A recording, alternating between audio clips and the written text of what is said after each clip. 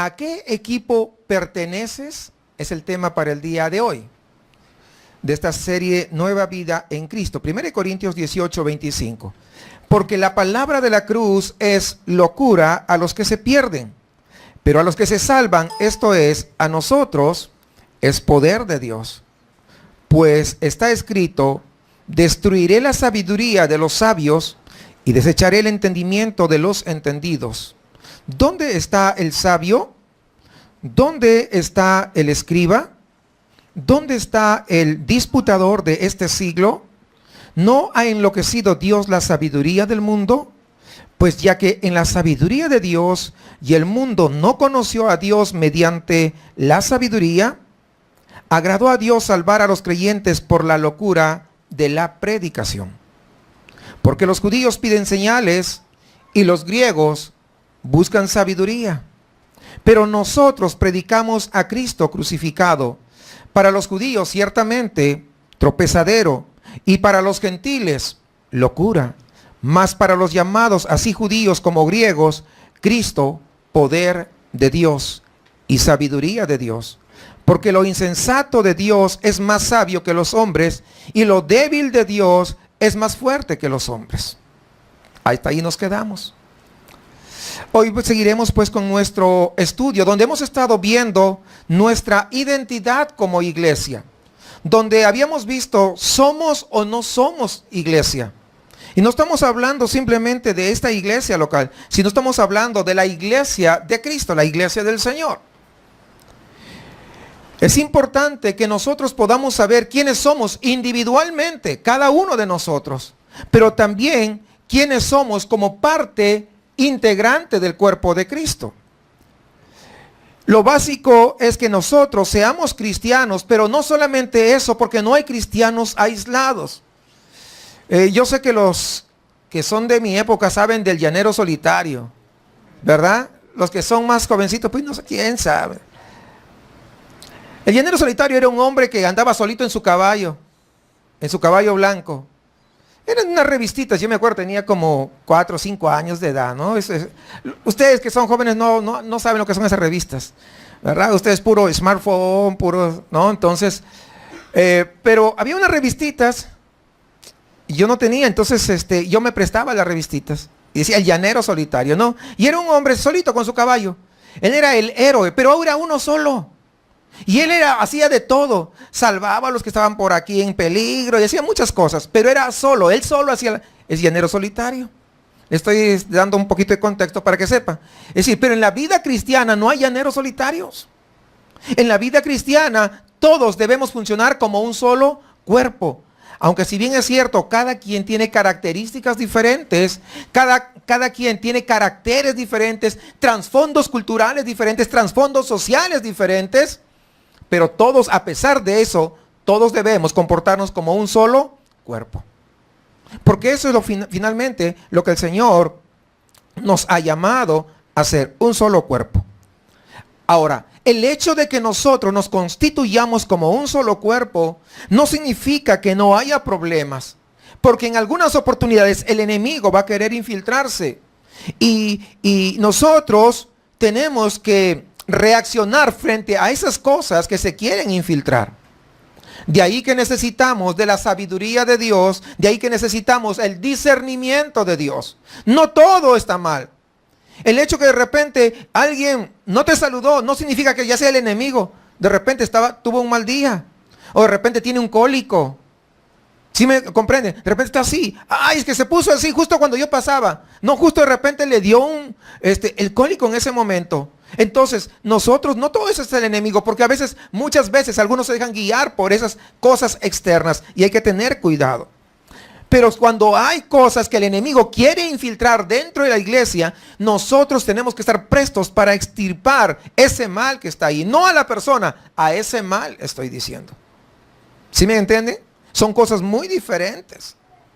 En el pueblo de Israel, Dios decía, por ejemplo, que al fornicario o al idólatra, ¿qué tendría que hacer?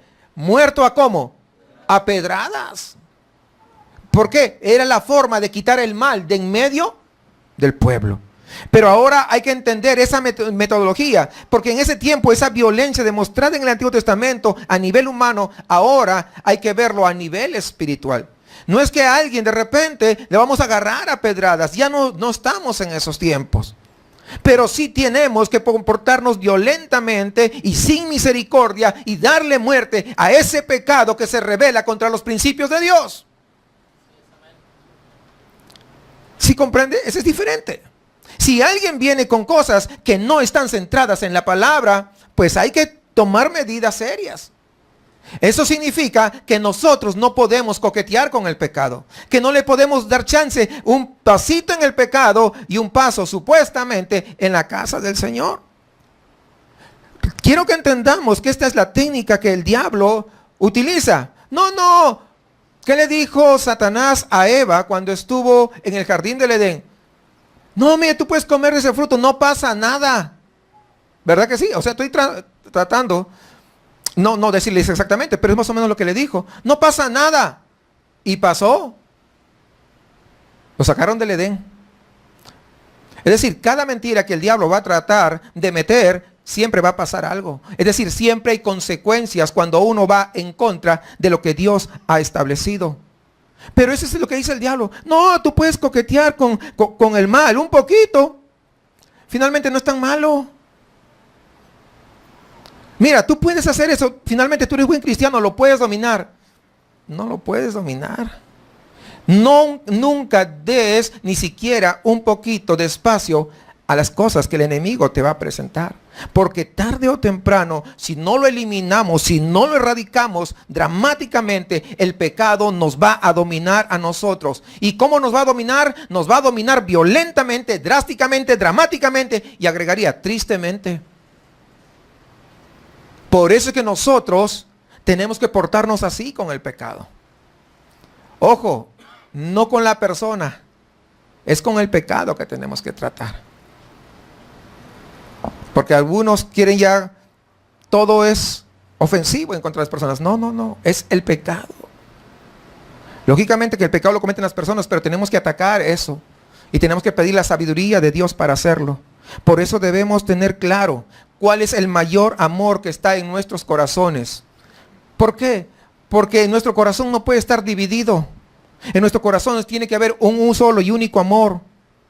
¿Cuál es el amor que tenemos o hacia quién tenemos ese amor? ¿Ese es el amor a Dios o es el amor a los sentimientos o a esa rebeldía, a esa oposición hacia Dios? ¿A qué es lo que más amas? Una cosa es lo que nosotros podemos hablar con nuestros labios, pero otra cosa es lo que hay dentro del corazón. Los problemas, cuando surgen, ¿sabe por qué existen? ¿Por qué surgen? Porque dentro de nuestro corazón hay amores competitivos. Hay un amor que le está haciendo competencia al amor que tenemos por Dios. Cuando nosotros dejamos que ese amor le está haciendo la competencia al amor que tenemos por Dios, habrán problemas. Tenemos que terminar con ese amor que le está haciendo la competencia a Dios. Porque mientras nosotros no terminemos con ese amor que le está haciendo la competencia a Dios, ¿sabe qué? Ninguno puede amar a dos señores. Porque bien amará a uno y aborrecerá al otro. Si tú amas a Dios, obligadamente debes aborrecer a tu otro amor. No estoy hablando del amor de esposos que tenemos que tener. No estoy hablando del amor filial que tenemos que tener a los hijos o de los hijos hacia los padres. Estoy hablando de ese ídolo que muchas veces nos hemos creado. Y alguien dirá, pastor, pero yo ya no tengo ídolos, no tengo más. En mi casa, yo antes era de hueso colorado y tenía ahí mis ídolos, pero ahora ya no, ahora yo soy diferente. Es más, todos los he echado, pero hay otros ídolos que muchas veces nos hemos hecho en nuestra mente. Es más, a veces nosotros podemos llegar a la iglesia, pero tener un ídolo en la cabeza. Es decir, hemos hecho a Dios un ídolo. ¿Por qué? Cuando nosotros, por ejemplo, no somos capaces de reconocer nuestra posición delante de un Dios todopoderoso, de un Dios santo, de un Dios extraordinario, entonces nosotros hemos hecho un Dios a nuestro nivel, a nuestra talla y de acuerdo a nuestro estándar. No queremos someternos al estándar de Dios, queremos someternos a un Dios que esté a nuestro estándar. y un Dios a nuestro estándar, ese es un ídolo. Porque creemos que estamos adorando a un Dios de nuestro tamaño cuando el verdadero Dios verdaderamente no está en nuestro corazón. Y entonces hay una competencia. Es decir, no estamos hablando solamente de imágenes, sino estamos hablando de muchos ídolos que a veces nosotros nos hacemos en nuestro corazón. Pero también hay otros tipos de ídolos. Podemos a veces conocer cantantes famosos, podemos conocer predicadores famosos y tantos otros famosos y nos gustan. Y muchas veces el predicador, el cantante, dice barbaridad y media y en lugar de nosotros escudriñar la palabra, nosotros le creemos más a ellos que a lo que dice la palabra de Dios. Hemos hecho de él nuestro ídolo. ¿Sí captan la idea? Eso es importante, que tenemos que comprender. Porque cuando nosotros comenzamos a jugar con esta maldad, a coquetear, lo primero que sucede es que va a debilitar nuestra voluntad para decirle no al pecado. Va debilitándonos. Y comienzan pues a aflorar esos sentimientos que van contrarios a la voluntad de Dios. Ese amor competitivo comienza a ser, ¿qué cosa? Raíz dentro de nuestros corazones. Y muchas veces tratamos de darle explicaciones a nuestra alma que resulten lógicas de que lo que estamos haciendo está bien. Por eso que tenemos que tener cuidado. Ay, es que yo necesito de amor y por eso me busqué esto. Ten cuidado.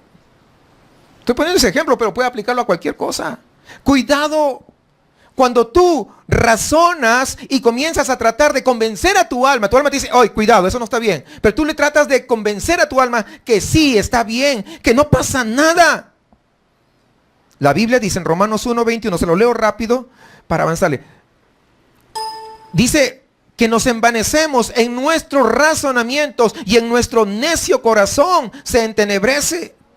¿Qué quiere decir que nuestro necio corazón se entenebrece? En primer lugar, nosotros nos hacemos vanos. Es decir, vacíos, sin valor, por causa de ¿qué? De nuestros propios razonamientos. Cuando le damos nosotros mayor importancia a nuestro criterio personal, creyéndonos ya los superhombres, supermujeres, supergenios que podemos manejar la situación, en lugar de acudir a la Biblia y decir, ¿qué es lo que Dios quiere para mi vida?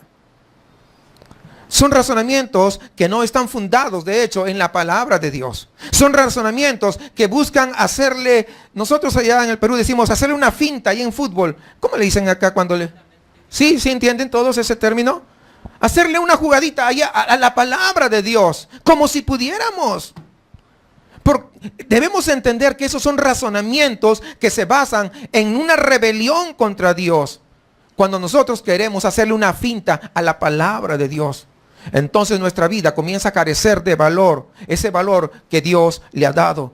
Nosotros comenzamos a vaciarnos de ese valor que Dios nos dio. Recuerden que nosotros fuimos sacados de lo más vil, lo más asqueroso, lo más putrefacto del pecado. ¿Para qué? Para ser limpios en la sangre de Cristo Jesús. Pero nosotros venimos, ¿y qué sucede cuando nosotros simplemente le seguimos dando hilo, le seguimos dando cuerda a esos pensamientos que sabemos que no están bien? Seguimos desvalorando lo que Dios ha hecho. No estamos vaciando de ese valor que a Dios ha puesto en nosotros. El valor que Dios le dio a nuestra vida, nosotros la estamos despreciando. ¿Por qué? Porque hemos comenzado a construir, ¿qué cosa? Sobre fundamentos falsos. Estamos edificando ¿sobre qué? Sobre la rebeldía, sobre ese amor competitivo. Estamos edificando sobre la arena, sobre algo que no es sólido. Y Jesús llama a esta persona necia. ¿Sí? ¿Recuerdan eso que dice en la palabra? No lo estoy inventando, es lo que dice. ¿Y necio qué significa? Realmente en el español, estaba viendo los sinónimos. ¿Sabe qué significa? Estúpido. Y alguien, ay, pastor, está como un poco fuerte. Pues sí, usted lo puede buscar. La persona que edifica la casa sobre la arena es lo que es. La arena es lo que tienes ahí a la mano. No necesitaste escarbar nada, no necesitaste esforzarte, no necesitaste santificarte, no necesitaste buscar verdaderamente a Dios. Simplemente en la arena, encima como la encontraste, ahí comenzaste a edificar. Es decir, el construir sobre la arena significa que no requiere ningún esfuerzo para buscar la verdad. Entonces sobre eso comienzas a edificar. Y dice Jesús que esta persona es la que escucha la palabra y no lo pone por obras, que no lo pone en práctica. ¿De qué sirve? En cambio, aquel que es sabio es aquel que no se deja engañar por lo fácil, que no se deja engañar por lo rápido, que no se deja engañar por lo automático, que no se deja engañar aún por lo que sus ojos lo ven, no se deja engañar por el oportunismo. ¿Sí entienden eso? A ver, levanten la mano cuando comienzan eso, escúcheme esto. Dice, a ver, ¿cuántos quieren un milagro? Todo el mundo tenemos necesidad.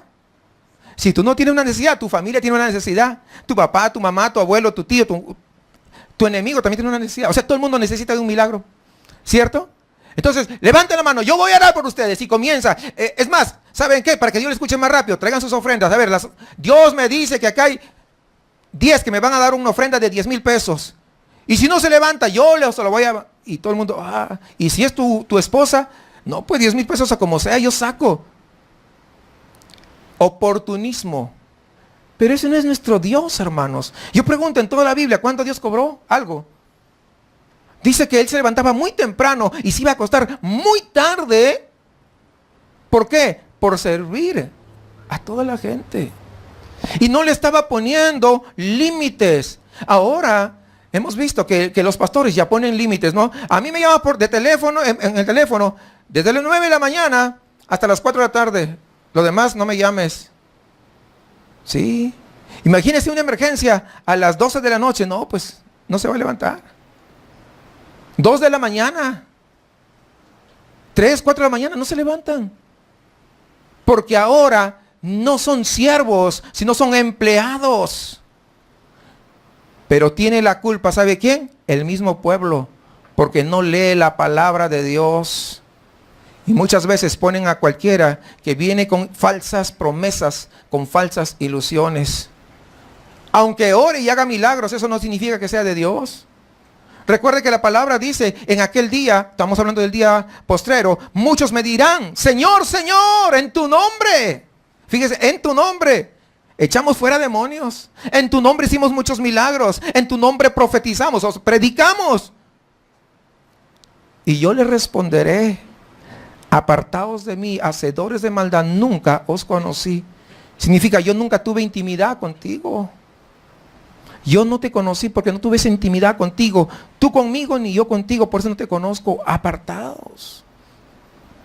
Es decir, tenemos que tener ese discernimiento. Pero muchas veces por lo rápido, como le decía, nos dejamos llevar por lo automático, rápidamente nos impresionamos.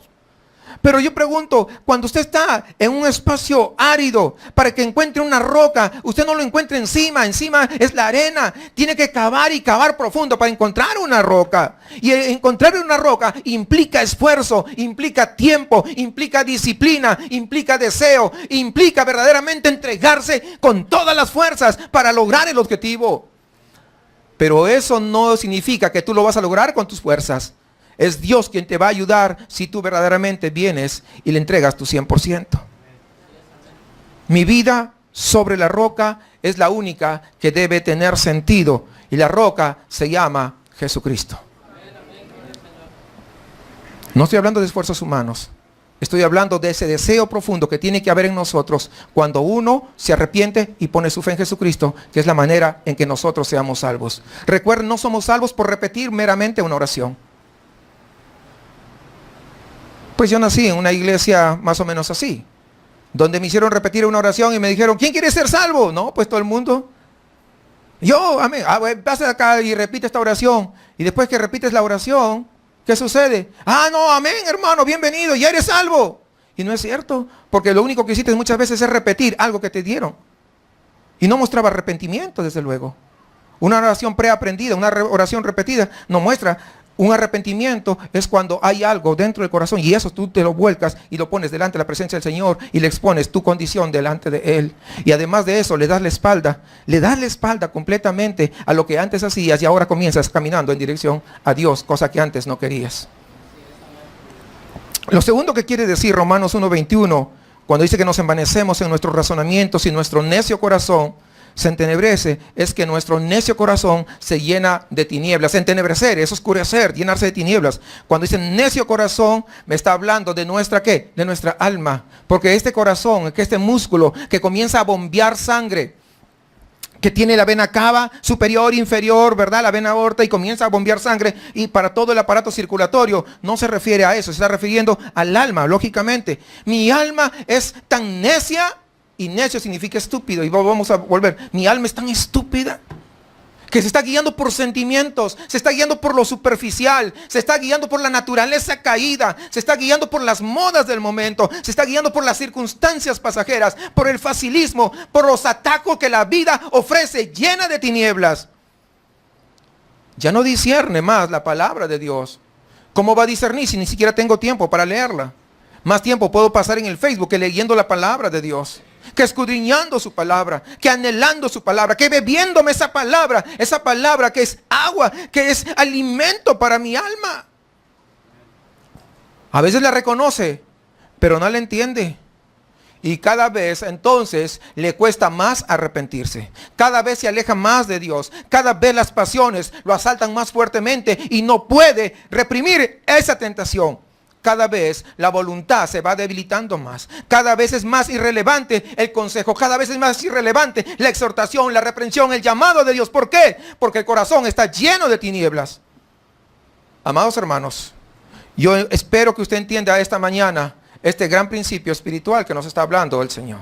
Porque Pablo va a comenzar a hablar de la sabiduría del mundo y la sabiduría de Dios. Romanos 1:22 dice a continuación: profesando ser sabios, se hicieron necios. Es decir, viviendo como sabios, confesando la sabiduría de Dios, dando el consejo de Dios a otros, instruyendo a otros, siendo ejemplo para otros, se hicieron necios. ¿Por qué? Porque se envanecieron en sus razonamientos y en su necio corazón se ha entenebrecido. Y esta es la razón por la que nosotros debemos renunciar a nuestros propios caminos, debemos renunciar a nuestras propias ideas y debemos aceptar el señorío de Cristo en todas las áreas completas de nuestra existencia, de nuestra vida, darle el 100%. De eso se trata. Esta es la razón. Y este es el consejo de la palabra. Porque cuando nosotros manejamos nuestra dirección, nuestra guía, nuestra vida con sabiduría mundana, con técnicas mundanas, con cosas que aprendimos, que traemos de nuestro trasfondo, que traemos a cuestas y no los hemos querido desprender, ¿sabe qué? Entonces todavía va a ser muy fácil que nos vayamos a las tinieblas. De ahí que tenemos que desprendernos por completo. Y lo único, hermanos, que trajo eso, lo único que produjo todo eso que traíamos han sido las heridas, las raíces de amargura. Estoy hablando metafóricamente, los moretones. ¿Cómo le llaman cuando los chinchones? Chipotes. Y no solo a nivel individual, sino también a nivel de toda la iglesia. Porque cuando alguien viene así y quiere imponer sus ideas, no, que yo hago esto, que yo hago no sé qué, que no sé cuánto, y lo quiere imponer a los demás, trae consecuencias al cuerpo de Cristo. Y ahora quiero pasar a 1 Corintios, habiendo hecho esta introducción, versículo 18 hasta el 21 del primer capítulo donde leímos inicialmente. Porque la palabra de la cruz es locura a los que se pierden. Pero a los que se salvan, esto es, a nosotros, es poder de Dios. Pues está escrito: destruiré la sabiduría de los sabios y desecharé el entendimiento de los entendidos. ¿Dónde está el sabio? ¿Dónde está el escriba? ¿Dónde está el disputador de este siglo? ¿No ha enloquecido Dios la sabiduría del mundo? Pues ya que en la sabiduría de Dios el mundo no conoció a Dios mediante la sabiduría, agradó a Dios salvar a los creyentes por la locura de la predicación. El último versículo que leímos la vez pasada, el 17, decía: Dios lo había comisionado para predicar el evangelio de Cristo. Pero aclara que no con sabiduría de palabras, para que no hiciera vana la cruz de Cristo. Es decir, no con mis propias palabras, no con mi propio entendimiento, no con mi propia sabiduría, para que la cruz de Cristo no se haga vana. Fíjense de nuevo, la palabra vana. Cuando dice no con sabiduría de palabras, ¿a qué se está refiriendo? a esa elocuencia que muchas veces tienen las personas, y por la elocuencia muchos, a mí me gusta escucharle a él. Y voy para aquí, y voy para allá, y prendo la radio porque lo estoy siguiendo, y prendo en YouTube, todo. No digo que no escuche, pero tiene que tener cuidado a quién usted escucha. De eso se trata. No puede escuchar a todo lo que el que dice, ay, soy pastor, soy predicador, soy apóstol, soy profeta y todo lo que sea. Hay que tener cuidado, porque muchas veces la elocuencia no significa que sea un hombre de Dios. Esa elocuencia tiene que ver con el razonamiento estilo griego. Recuerden, los griegos eran unos filósofos extraordinarios. Y la pregunta es, ¿cuál es el centro del evangelio? Pues la respuesta es bien sencilla. La cruz de Cristo, la muerte y la resurrección de Cristo. Este es el evangelio. Si no entendemos la centralidad de esto, todo lo demás se cae por tierra, hermanos. El cristianismo, todo lo que encierra el cristianismo, se centra en este acontecimiento histórico, extraordinario y espiritual. Pero si nosotros desechamos eso y nos vamos por la palabrería y nos vamos por la elocuencia y nos vamos porque alguien tiene un léxico florido, entonces muchas veces vamos a ser arrastrados. Por eso debemos tener cuidado. ¿Qué me dice la muerte y la resurrección de Cristo entonces? Porque se supone que eso es lo importante. ¿Sabe qué me dice? Me dice que soy pecador, que estoy irremediablemente perdido y que mi pecado no es poca cosa delante de la presencia de Dios. Que mi pecado, ¿sabe qué? Hiede delante de un Dios santo. Que he cometido transgresión, no solamente contra mi prójimo, sino contra el Dios todopoderoso que dijo, hágase, y fue hecho. Estoy hablando del Dios único y verdadero, el Dios de dioses, el único Dios, el Señor de señores, el Señor más grande, el Rey de reyes, el Rey más extraordinario, que está por encima de todo. Contra Él es que yo he ofendido. Mi pecado trasciende lo meramente humano, porque hemos sido hechos a imagen y semejanza de Dios. Y cuando yo atento en contra de mi prójimo, no solamente es en contra de mi prójimo, sino es en contra del Dios soberano. ¿Sí entendemos eso? Estamos atentando en contra de Dios. Nuestra ofensa contra nuestros hermanos entonces se traduce en una ofensa en contra de Dios. Y pecar contra Dios es un pecado infinitamente grande que nosotros no podemos repararlo por nuestras propias habilidades, por nuestros propios esfuerzos. Pero también significa que Dios acude en nuestro auxilio. Fíjese lo extraordinario. Primero nos expone cuál es nuestra naturaleza. Nos hace una radiografía. Mira, tú eres esto, aquello, lo otro. Pero luego no nos deja allí solos, sino que acude en ese auxilio. No nos deja abandonados, sino que nos da ese recurso sobrenatural para poder remediar esta situación desordenada que nosotros lo hemos causado, no Él. Él nos dice, tú eres tu situación. Pero además Él provee el recurso extraordinario para esa situación que nosotros lo hemos causado. Y me habla entonces esto de un Dios de amor, me habla entonces de un Dios de misericordia que no dudó en entregar a su único hijo para salvarme, para salvarte, para restaurarte. Me habla de un Dios de sacrificio que se atreve a renunciar a su hijo, a dar a su único hijo para salvación de a todos aquellos que le estaban dando la espalda, porque usted le daba la espalda al Señor. Esa era nuestra vida. Es más, desde que nacemos tenemos esa naturaleza caída con esas inclinaciones a hacer lo malo. Nadie de nosotros nace y dice, ay, soy un santito. Cuando usted es un bebé, tiene los brazos, ¡pah!, te agarra una cachetada. ¿No le ha pasado? ¿No ha visto por lo menos? Bueno, ¿por qué cree? Es la naturaleza misma que lo impulsa. O te agarra de los pelos a las mamás, sobre todo. Es la naturaleza. Lógicamente que esos no son pecados que son considerados por Dios a esa edad. La Biblia dice, y la Biblia establece muy claramente, que es considerado pecado hasta el momento que este niño o esta niña crece lo suficiente y ya discierne, sabe entender entre lo bueno y lo malo. Recién ahí, pues Dios le atañe como pecado. Antes de eso, lo que estamos viendo es la propia naturaleza caída que tenemos desde que Adán y Eva pecaron en el huerto del Edén y fue transferido a todas las demás generaciones. Dios anhela que todos se salven, que ninguno se... Ese es el deseo de Dios. Sin embargo, aunque Él ama a todos por igual, sabe que algunos no van a recibir esa propuesta de amor. Juan 3:16 es muy famoso, muy conocido. Porque de tal manera amó Dios al mundo que ha dado a su Hijo unigénito, para que todo aquel que en Él crea, no se pierda, mas tenga vida eterna. Ese es el deseo de Dios. No significa que todos se salvan. No significa que todos se salvan, pero ese es el deseo de Dios. ¿Por qué no se salvan? Porque simplemente no han aceptado el regalo que el Señor ofrece. Ahora, el regalo no es algo, un regalo envuelto en una caja. El regalo no es algo que se pueda ver. ¿Sabe cuál es el regalo? El regalo es Jesucristo mismo morando en su corazón. ¿Algo más extraordinario que eso? Él es el que nos va a ayudar a vencer. Él es el que nos va a ayudar realmente a caminar. Y aunque aún cuando la senda sea angosta, estaremos tomados de su mano porque Él está haciendo morada en nuestro corazón. Y Él está habitando a través de su Espíritu Santo dentro de nosotros. Es lo que dice la Biblia. Pero la resurrección de Jesús, hablando de lo mismo, nos enseña algo más. Me enseña su santidad de vida. Dice Romanos 1:4 que fue declarado hijo de Dios por el Espíritu de santidad. Es decir, que la calidad de vida que vivió Jesús aquí en la tierra hizo que Él declarara ante sus discípulos antes de morir que el enemigo iba a venir, que Satanás iba a venir, pero que Él nada tenía con Él. Es decir, Satanás no tenía nada de qué acusarlo.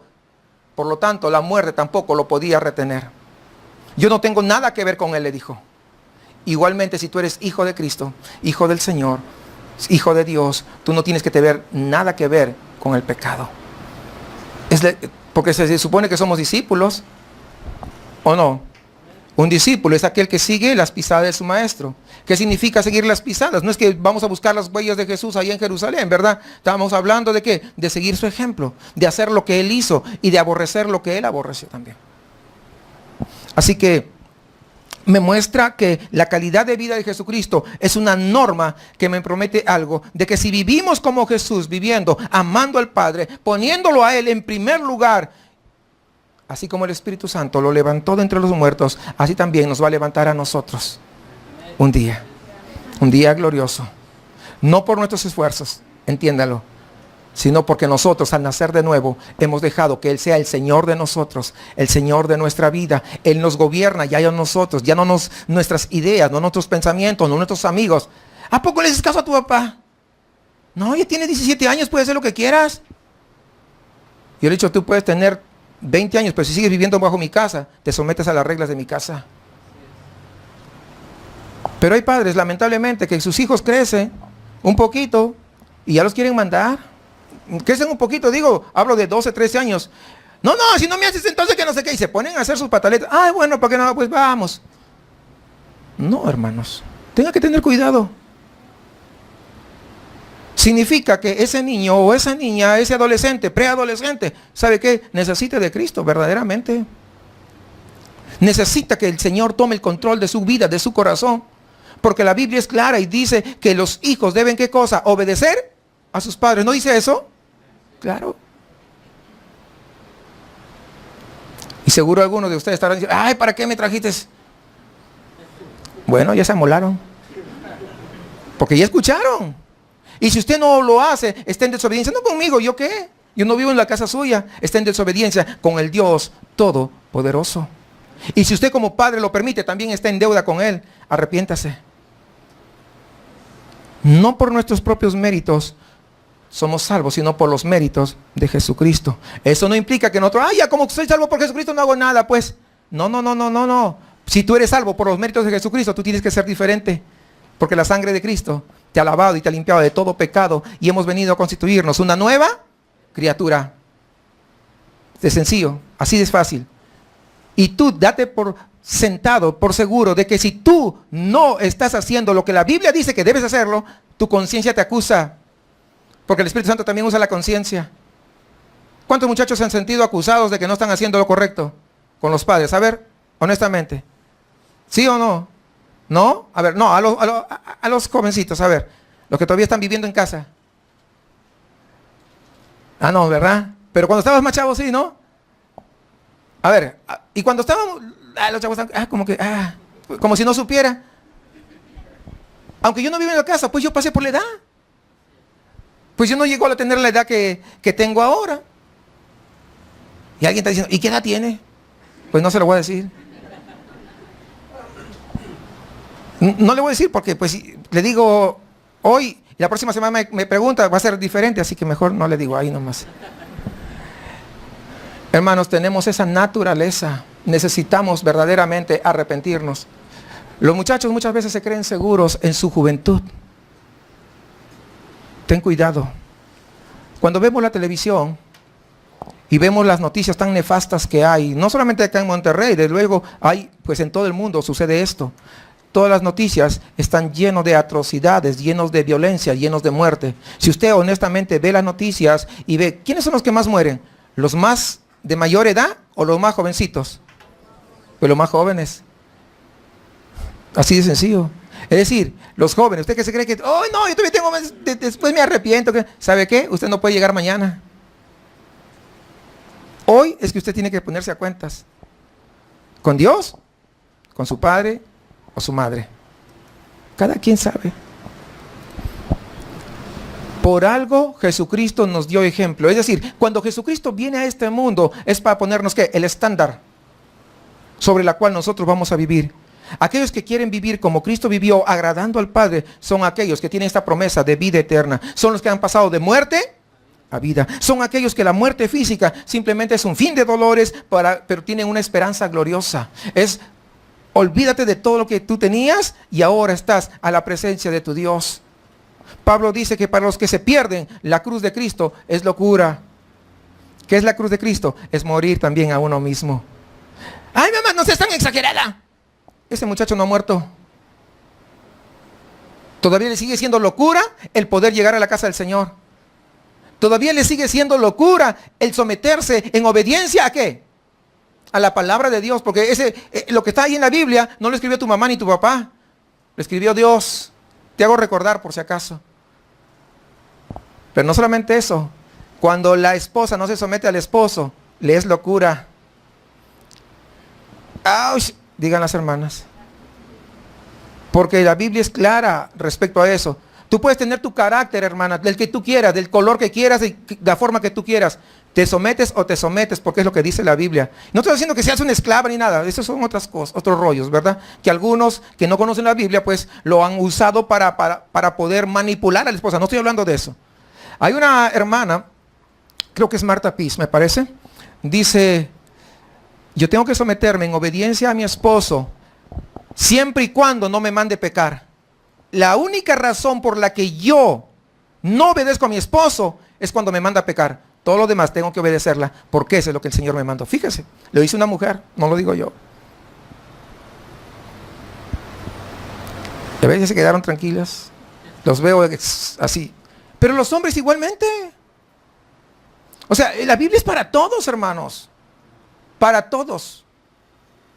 No os hagáis como algunos tienen por costumbre. Eso no está en la Biblia, pero pues casi, ¿verdad? Tenemos nosotros que entrar aquí. Entonces, mi pregunta es, ¿en qué equipo te encuentras? Por eso era el título. ¿En qué equipo te encuentras? Equipo sí sabemos, ¿no? Grupo suena como que un grupo de... No, equipo. Porque todos tenemos que trabajar en un equipo. ¿Estás en un equipo o estás en el otro equipo? Solamente hay dos. Y no son los Tigres ni los Rayados, porque los dos, igual, si no se arrepienten, se van al infierno. Estoy hablando del equipo de Cristo o el equipo de los enemigos del Señor. Así de fácil y así de sencillo. ¿Entre los que se salvan o entre los que se pierden? Para los que se pierden, la cruz de Cristo es locura. No seas tan exagerado. ¿Y por qué vas martes, jueves y domingo? Y me exiges a mí. Los muchachos, ¿sabe por qué les exigen sus padres? O sus madres, ¿sabe por qué? Por una razón, porque los aman y no quiere que se pierdan. Es la razón. Así de sencillo, esa es la razón. No, pero que no sé qué y que no sé cuánto. No, ten cuidado. Por eso que es locura. Vivir como dice Cristo que hay que vivir es una locura. Es que no seas exagerado. No estoy siendo exagerado. Es lo que dice la Biblia. Y los padres no debemos aflojar. Tenemos que mantenernos firmes. ¿Por qué? Tenemos un respaldo. ¿Cuál? La gloriosa palabra de Dios. Si usted como padre, como madre, no sujeta a sus hijos a la palabra de Dios, usted también va a ser responsable. Pero a pesar de usted todos los esfuerzos, ¿saben qué? Usted habrá cumplido con ese hijo, esa hija. Así es, cuando ese hijo o esa hija vaya al infierno, el día que esté siendo juzgados, dice que todos los santos estaremos delante de la presencia del Señor y estaremos levantando nuestra mano y diremos, gloria a Dios porque Él es justo.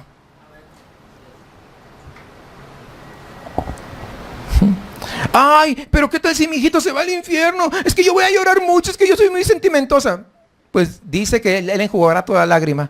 Ahí ya no va a haber eso que es mi hijo, que es mi hija, que mi esposo. No, ya. Ahí no va a haber nada de esos sentimientos. Cuando usted vea a su propio hijo que lo están tirando al infierno porque él no quiso someterse a la palabra de Dios, porque él nunca se arrepintió, porque él no puso su fe en Jesucristo, usted levantará sus manos y glorificará a Dios. Qué tremendo. Si no sabe, lea Apocalipsis, lo que dice.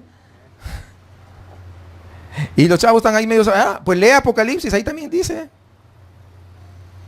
Y no es para meterle miedo, es para que entienda cuáles son las cosas. ¿Sí comprende? Ahí están.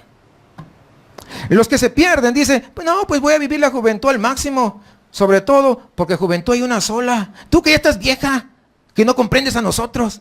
Tenga cuidado con sus palabras.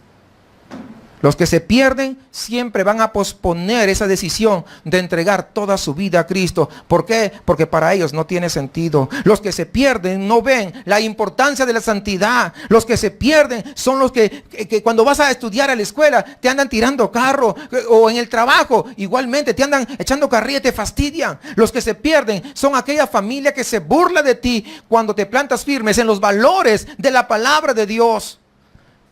Pero los que se pierden son aquellos que no les interesan los valores eternos del Evangelio, sino que los cambian o los debilitan o cómplicemente se hacen los olvidadizos. No que se olviden, se hacen los olvidadizos.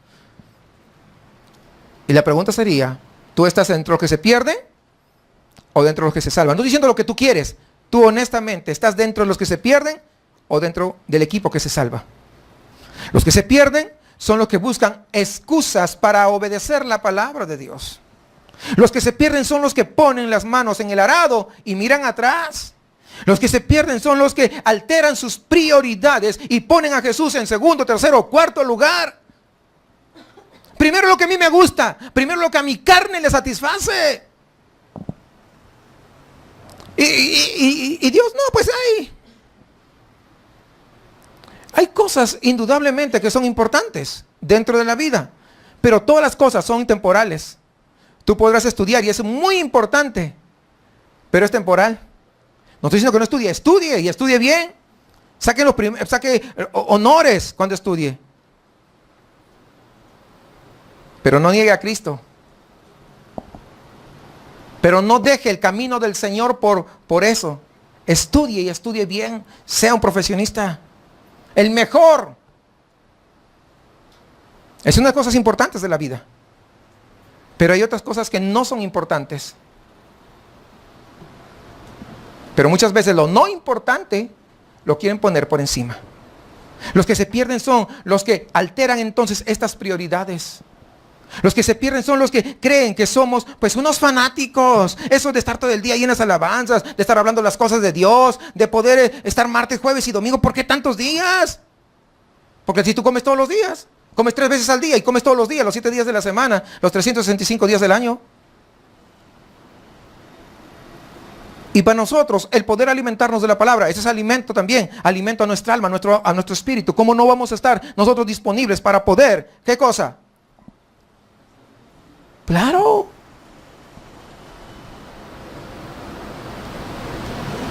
Es que yo estoy acostumbrado, fíjese, a salir justamente a las 7, yo me salgo a correr allá al parque lineal. Pues cámbialo para las 11 de la noche. Si te gusta correr y quieres seguir, pues, o levántate más temprano. Pero no puede ser que por ir a correr, no, ya no busques las cosas de Dios. No digo, no, déjalo de hacer, cámbialo, porque hay prioridades. ¿Sí comprenden? Hay prioridades. Son los que dicen que tenemos que poner los, ¿cómo se dice? Poner los pies sobre la tierra. No, tú, no vivas de esas cosas. Pon los pies sobre la tierra. Ya ves, los hijos quieren enseñar a los padres. No saben ni limpiarse los mocos a veces. Sí, y lo quieren enseñar a los padres. Qué triste realidad. Y los padres que se dejan mangonear. Esos que te molestan porque te pasas de culto en culto. Esos que te andan fastidiando, echando carro porque ya no estás en la reunión de las amistades de antes. La reunión de los fines de semana. Hoy sí, pues los domingos hacíamos carne asada y ahora ¿qué? Te has alejado de ellos porque saben que van ellos por mal camino. Te has alejado de sus costumbres, de los vicios. Te has alejado de sus conversaciones. Te has alejado de los chistes. Porque hay chistes de todo color. Pero hay algunos que se dicen cristianos. Y cuando ven en el grupo de amigotes, hacen un chiste así de esos bien fuertes. Y todavía lo celebras. ¡Ah! Pero no es capaz de levantar la mano para glorificar el nombre de Dios. Significa que no has nacido de nuevo, que vas condenado al infierno, que vas a arder, te aseguro. Y que estás acumulando, ¿saben qué? Ascuas de fuego. ¿Qué significa? Más leña, más condenación. Hay un solo infierno, pero hay diferentes grados de castigos. ¿Por qué? Porque de alguna manera, si tú estás escuchando la palabra de Dios y no lo haces, y yo que no sé qué, que no sé cuánto, ten cuidado. Ten cuidado. No, ¿a poco ya te lavaron la cabeza, te ha dado un coco wash? ¿Ah? Seguro vas a ir para que te saquen toda la plata. Es verdad, hermanos, que hay lugares que se llaman iglesias y que viven para sacarse el dinero. ¿Es verdad, sí o no? No acá. No acá. Dar tu ofrenda es voluntaria. Si tú no quieres darlo, es tu asunto con Dios. Y después no te quejes, eso sí. Pero si tú entiendes que todo depende de Dios, que todo lo que llega, lo que tienes, lo que te provee es de Dios, es como no se lo vas a dar, ¿no? Es algo sin sentido. Pero darlo ¿cómo? De todo tu corazón. No des para opacar a alguien, no, para que vean que yo doy. No, no, no. No, hermanos. Nadie estamos obligados a dar una ofrenda. No hay una lista de quién dio su diezmo y quién no dio. No, fíjense, no hay. No va a haber nunca. Porque Dios es fiel. Porque Dios ha suplido todas las cosas. Todas. Y qué bueno si usted es parte de esa bendición, que Dios lo usó a usted para poder bendecir y que sigamos adelante. Tenemos 7 años, acabamos de cumplir el 1 de septiembre y nunca hemos debido una sola renta, porque tenemos este local alquilado. Nunca hemos debido. No lo hacemos porque su ofrenda o mi ofrenda fuera muy importante. Es porque Dios ha suplido a través de cada uno. Eso es. Los que se pierden son los que juegan con tus sentimientos para que renuncies al supremo llamamiento de la comunión con ese Dios santo. Los que quieren que vendas tu primogenitura por un plato de lentejas. Jeremías dice que Dios tiene planes para tu vida, planes de bien y no de mal. Pero tenemos que entender, hermanos, que todo eso va sometido a la palabra eterna de Dios. Pero viene el enemigo y te dice, yo también tengo planes para tu vida. Son más fáciles. No tienes que ir a la iglesia a empezar. No tienes que hacer nada. Mira, todo lo que tú ves, la fama, el nombre, vas a ser famoso, vas a hacer esto y vas a tener un montón de fans. Vas a tener que hacerte otra página, otro fanpage, porque no va a alcanzar lo que tienes. Si postrado me adoras. Si tú estás con esa idea de famoso, rico y famoso, ya sabes de dónde viene toda esa idea. Deshazte de eso. Porque te va a llevar a la perdición. Porque si ahorita ya, así como estás, ya comienzas a quererte hacer, ten cuidado. Ten cuidado. En el área que sea. Puede ser en los deportes, puede ser en la música. No, yo te voy a decir que firmes, mira, tu contrato con Sony Music. Y te voy a mostrar. Si postrado me adoraras, tú lo único que tienes que hacer es alabarme a mí, punto. Y yo te voy a hacer un contrato multimillonario. Y vas a ser famoso. Y vas a pasar por la alfombra roja. Jesucristo tuvo que pasar por un camino polvoriento para llegar a la cruz. Y tú por una alfombra roja, dime, ¿qué comparación hay?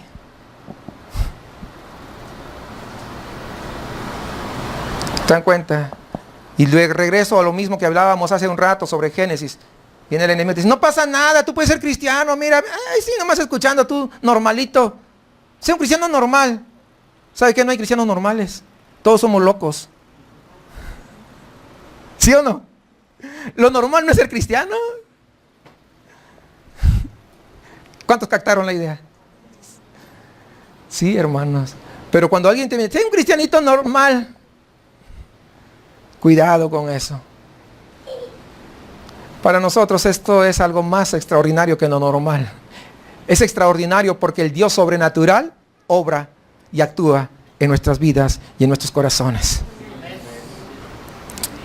Cuando por ahí encuentras, ya comienzas a crecer y encuentras, oye, porque ahora, no es, antes pues eran los chicos los que se declaraban a la chica.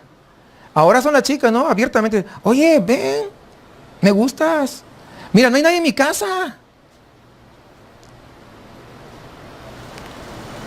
Pues todas esas me las sé, hermanos. Recuerden, tengo campamento con muchachos. Tengo que saber todas esas cosas. Les vuelvo a decir, yo no nací de la noche a la mañana. O sea, tuve que pasar todas esas cosas. Y sé de qué se trata. Y lógicamente son tentaciones bastante fuertes. Ven, encámate conmigo, emborráchate conmigo, fuma conmigo, drógate conmigo, baila conmigo, deleítate conmigo. Mira, todo esto es tuyo. Desobedece la palabra y después te arrepientes un día nomás. Mira, no tienes que ser tan santo. No seas tan fanático, no seas tan fanática. Y muchas veces te dicen, mira, tu papá ni tu mamá te hacen caso. Pues bien con nosotros sí. Somos tu familia. ¿De dónde cree que salieron todas las pandillas? De ese tipo de propuestas. De ese tipo de propuestas. No, ¿sabes qué? Tú tienes que darte un tiempo para ti mismo. Tú te lo mereces. Yo pregunto, ¿qué merecemos? Merecemos ser condenados en el infierno. Porque nuestra desobediencia está a flor de piel. ¿Sí o no? Pero cuando dicen, tú te mereces lo mejor. Escuche, discierna de dónde viene esa voz. ¿Es la voz de Dios? ¿O aquel que te quiere engañar? No pasa nada. Y recuerda qué pasó. ¿En qué equipo estás? ¿Entre los que se salvan? ¿O en el equipo de los que se pierden? Recuerde que, hermanos, que la cruz de Cristo, para que los que se pierden es locura. ¿Estás dentro de ese equipo? Pablo dice en Romanos 1:16, no me avergüenzo del evangelio porque es poder de Dios para salvación de todo aquel que cree, al judío primeramente y también al griego. El evangelio de la palabra de la cruz, ese es el poder de Dios. No son piñas, no son cuentos, no es una religión, no es solamente ir a la iglesia, no es escuchar una predicación, no es golpearse el pecho, es el evangelio, el poder de Dios, es el evangelio que te salva de la condenación eterna. Tienes que despertar, tienes que ver en qué equipo tú estás. Muchas veces nosotros tendemos a creer que la salvación es solamente no ir al infierno, pero la salvación implica mucho más. ¿Saben qué cosa es? Salvación es pasar del reino de las tinieblas al reino de su Hijo amado. No habla del futuro, habla del presente. Es aquí y ahora que tú llegas a ser salvo. Es pasar de una autoridad negativa, perversa y malvada, como es Satanás, con todos sus razonamientos, pasar al reino de Jesucristo, al reino de Dios. Es pasar de la cautividad a la libertad. Es pasar de la plaga constante de tu vida, de la frustración, del vacío, del sinsentido, de esa raíz de amargura que permanentemente tienes, de la desorientación a la satisfacción. ¿Por qué? Porque en Cristo estamos completos, dice Colosenses, que no nos hace falta nada más. Es pasar de la mentira y del engaño a la verdad genuina, única, que es Cristo Jesús.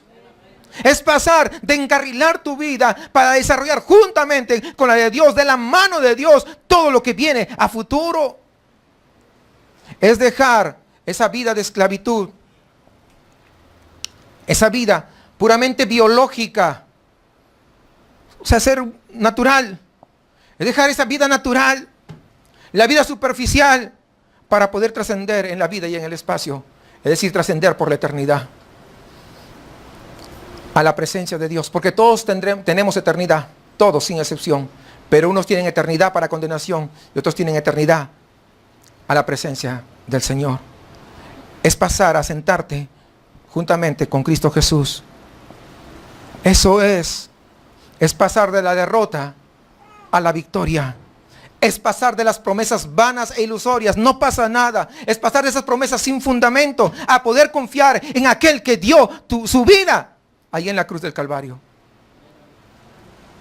Por eso es poder el Evangelio, por eso es poder para salvación. Para el que cree, la cruz de Cristo es poder de Dios. Esa es esperanza. Bueno, pastor, ¿sabe qué? Ya le escuché, pero yo creo. Bueno, yo creo y con eso es suficiente, ¿o no? Yo ya casi les escucho.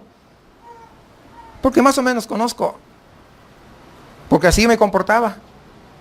No, eso ya me lo sé. Bueno, la Biblia dice que el diablo también cree. ¿No dice eso? Santiago es lo que dice. Pero la fe sin obediencia es un chiste. Si tú tienes fe, pero si no estás obedeciendo, estás perdiendo el tiempo. Fe sin obediencia es un tropiezo seguro y es camino directo al infierno. Fe sin obediencia es como edificar una casa sobre la arena. El tal es un necio o un estúpido, dice Jesús. Creer sin obedecer es vano. ¿Por qué? Porque tratas de construir sobre algo que no va a aguantar nada. Fe sin obediencia es hacerte meras fantasías en tu cabecita. Es construir un castillo de naipes. ¿Cuánto dura un castillo de naipes? Nada. Porque estás así, estás haciendo el castillo. Cuando puede venir un aire y abajo se fue el castillo. Si tú tienes fe y no obedeces, es como creer en los elefantes rosas que están volando. ¿Cuántos han visto elefantes así, rosas? Que tengan alas y comiencen a volar por acá por la ciudad. Eso es fe. Cuando tú dices, yo tengo fe, pero no obedeces, es lo que estás creyendo. No es suficiente creer al estilo griego. ¿Cuál? El intelectual. Porque eso es lo que estaba hablando. Hay que obedecer y allí uno va a tener que experimentar el poder de Dios. Es para todo aquel que cree. No importa cuál sea tu trasfondo político, social, económico, religioso, académico, laboral. Si tú crees en el Evangelio de Cristo, eres salvo. Cree, pero obedece. Entonces la pregunta es, ¿en qué equipo tú estás? ¿Entre los que se pierden o entre los que se salvan? Yo no sé. Tú tienes que responderte. Quisiera leer versículo 22 hasta el 25. Porque los judíos piden señales y los griegos buscan sabiduría, pero nosotros predicamos a Cristo crucificado, para los judíos ciertamente tropezadero y para los gentiles locura, mas para los llamados, así judíos como griegos, Cristo poder de Dios y sabiduría de Dios, porque lo insensato de Dios es más sabio que los hombres y lo débil de Dios es más fuerte que los hombres. Pablo va a decir más adelante que para los judíos la cruz de Cristo es tropiezo y para los griegos es locura. ¿Qué quiere decir esto? Al judío pues representa al religioso, aquel que busca honrar por sus propios medios. No, ellos querían milagros. Y el día de hoy hay muchos que van donde hay milagros. Ven por tu milagro. ¡Wow! Corre la gente ahí. Nosotros particularmente nunca hemos promocionado milagros. Promocionamos a Cristo porque Él puede dar salvación. Y no solamente salvación, también hace los milagros. Pero eso no es lo más importante. Porque puedes estar sano e irte al infierno. O estar enfermo e irte al cielo. ¿Qué prefieres? Hemos visto muchos milagros. No vino, creo, hoy día, ¿cómo se llama? Carlos, el muchacho que estaba que le sacaron, ¿cómo se llama? Resonancia, no sé, en el cerebro. Y tenía tumor, creo. Y venía todo agüitado. Fue en esta semana que acaba de pasar. Nos quedamos a orar para el fin de ahí al final del servicio. Eso, imagínense, no hacemos tanto publicidad, solamente lo estoy contando por lo mismo que estamos en el mensaje. Y luego de eso se sintió bien y dijo, ay, ya no me duele la cabeza, no tengo todo eso. Voy a checarme nuevamente. Y fue a checarse nuevamente. Pues los tumores habían desaparecido. ¿Quién sabe dónde se fueron? Pues el Señor Nosotros creemos en un Dios todopoderoso. Pero eso a nosotros no es lo que no es llamativo. Nosotros sabemos que eso viene como consecuencia de honrar a nuestro Dios. Más buscad, por eso dice la palabra, más buscad primeramente el reino de Dios y su justicia. A Él tenemos que buscarlo en primer lugar. Y todas las demás cosas vendrán como por añadidura. Sanidades vendrán por añadiduras. Trabajo vendrá por añadidura. Esposos vendrá por añadidura. Esposa vendrá por añadidura. Todo vendrá por añadidura. Los hijos vendrán por añadidura. Dios está en control. Pero lo primero que tenemos que hacer es buscarle a Él. Eso es lo más valioso. Eso es lo más importante. Mis amados hermanos, lamentablemente, todavía vivimos este mundo y a veces vivimos estas situaciones que estamos viendo acá. Religiosos, como los judíos, son aquellos que confían en su propio programa, en sus propios criterios para tratar de honrar a Dios. Aquel que busca establecer su propia justicia y no aceptan la justicia de Dios. Quizás no lo hacen por maldad, sino que la religión los ha enceguecido. ¿Saben qué? El judío es aquel religioso que quiere compensar con buenas obras las metidas de patas. ¿Entiende? ¿Conoce gente así? Ese es un judío. No digo de la teoría, pero está hablando metafóricamente. Estoy haciendo un paralelo. Eso es. Es aquel que piense que puede hacer esfuerzos para ser aceptado delante de Dios. Hermanos, no podemos hacer gran cosa. Lo único que podemos y debemos hacer. Fíjese, antes de eso, 2 hombres negaron a Jesús al final de sus días. Uno lo vendió por 30 monedas de plata y otro lo negó 3 veces. Los 2 le fallaron a Jesús. Los 2, en el momento más difícil de su existencia sobre la tierra, como hombre estoy hablando, lo fallaron. Lo negaron y lo vendieron. Humanamente, ¿cómo cree que se sintió Jesús realmente? Sin embargo, uno buscó hacer justicia con sus propias manos. Fue y se ahorcó. Y ahora está condenado. El otro le falló, pero no solamente falló, dice que lloró amargamente. Pero se abandonó a la gracia de Dios. No dijo voy a ser mejor para poder acercarme a Dios. Él entendió que no podía ser mejor, lo suficientemente bueno para acercarse a Dios. Y simplemente se abandonó a la gracia de Dios. Él dijo, ya no tiene razón, ya no tiene sentido. Regresó a hacer lo que él estaba acostumbrado a hacer, que es pescar. Pero fíjense cómo es. Él no fue a buscar al maestro. El maestro viene al encuentro con él, donde él estaba, para poder restaurar su vida y poder darle una nueva vida. Por naturaleza nosotros no buscamos a Dios. Pero Dios prepara las situaciones, las circunstancias, los momentos para que tú puedas encontrarte con Él y puedas encontrarte con su palabra. Es cierto que a veces es incómoda, es verdad que a veces como que no te cae tan bien, es verdad todo eso, pero ¿sabes qué es? Eso es porque Dios te ama. Y si algo está carcomiéndote y algo está ahí, es porque la palabra de Dios está obrando dentro de ti. Y es necesario mejor decirle, Señor, me rindo. Quiero abandonarme a tu gracia. No quiero hacer las cosas más a mi manera, con mi forma de pensar. El tiempo no borra las culpas ni el pecado delante de Dios.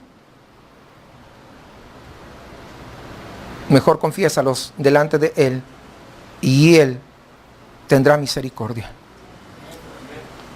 Para que el que quiere hacer buenas obras y todo, la cruz es tropiezo. No, es que tengo que hacer algo para acercarme. No puedes. Porque ellos no pueden llegar a comprender, no pueden llegar a entender del Dios que perdona, que no tienes que hacer nada para conseguir su favor. Lo único que tienes que acercarte y pedir clemencia, misericordia. Señor, estoy aquí, tal como soy, tú me conoces, pero aquí estoy. ¿Por qué? Porque tal vez decía que era cristiano, pero a través de esta serie, Una Nueva Vida en Cristo, me doy cuenta que no estoy en el equipo tuyo. Y hoy quiero pasar del equipo perdedor al equipo ganador.